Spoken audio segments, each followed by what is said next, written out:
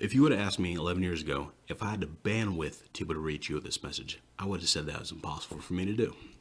The journey and struggle that I have taken since then has certainly shaped me into who I am today. I got into emergency preparedness and started researching information around 2009.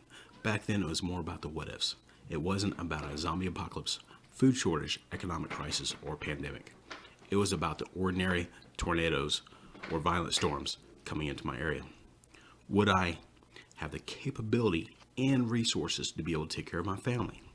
I started researching a multitude of different preparations that we should take if an event ever occurred. It did not take me very long to realize that I should take these proper precautions and be ready when the skies are blue. No storms in the forecast and the world is calm. It is now that we should put the work into making sure that we can take care of our families if ever a disaster. The blue skies concept. It is not bothersome to others if you begin stocking up on things.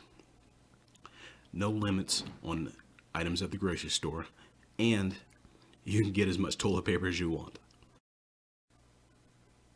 Take the forethought today to set yourself and your family up for success tomorrow. Would this cost extra money? Yes, but what is the safety and security of your family worth? The world will be calm again when that time comes. I encourage you all to get ready for the next obstacle life may throw at you. My friend Mike at Asymmetrical Preparedness once said in a video, wouldn't it be cool if you could become a full-time prepper?